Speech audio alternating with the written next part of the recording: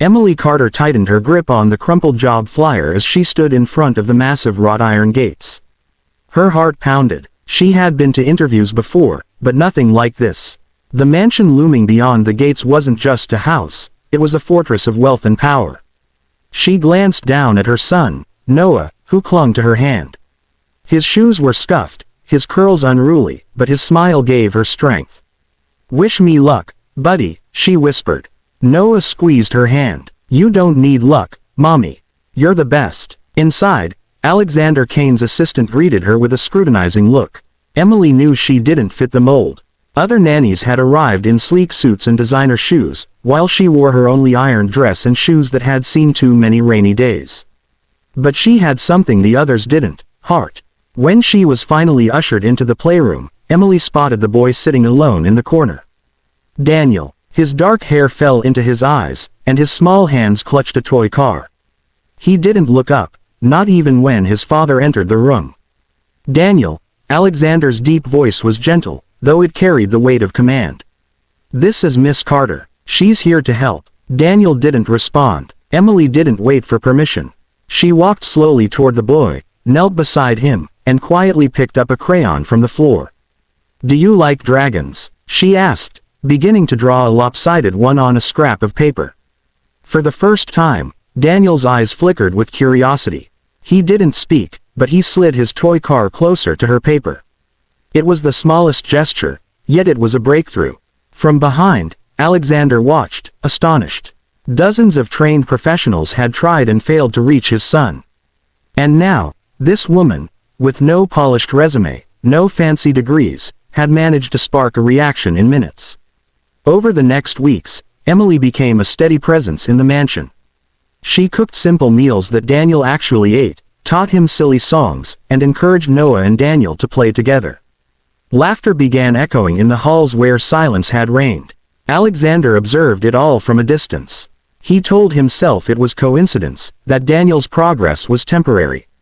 But every night, when he passed the nursery door and heard Emily softly reading bedtime stories, something in him ached. Then came the night everything changed. Emily was sprawled on the rug with the boys, coloring dragons and castles. Noah giggled, pointing at Emily's crooked drawing. "That doesn't look like a dragon, Mommy. It looks like a chicken." Daniel suddenly let out a sound, a breathy chuckle. And then, as though testing his own voice, he whispered one word. "Mom." The crayon fell from Emily's hand. Noah froze. Alexander, standing in the doorway, felt his entire body go rigid. Emily swallowed hard, blinking back tears, and gently see the house felt different after that night. Not because Daniel had spoken, but because hope had quietly returned to its walls. Alexander noticed how Daniel's little hand always sought Emily's, how the boy's eyes lit up when she entered a room. It was as though she carried sunshine in her pockets, scattering it in a home long trapped in shadows. Still, Alexander fought his own emotions. He was a man who built empires, who controlled negotiations worth billions with a single word. But when it came to family, he felt powerless. His late wife's absence had left wounds he didn't dare open. Yet now, every time he saw Emily's gentle smile or heard her soft voice coaxing laughter from his son, the carefully built walls around his heart began to crumble. One evening, after the boys were asleep, Emily tidied the playroom. Alexander lingered in the doorway, watching her hum softly as she stacked crayons into a tin. "You don't have to do that," he said. His voice startled her. She looked up, brushing a strand of hair from her face. "I don't mind. It helps me think." He stepped closer, his hands buried in his pockets. "I've hired the best doctors, speech therapists, and specialists money could buy. None of them reached Daniel. But you," his voice faltered. "You've done what I thought was impossible." Emily shook her head gently.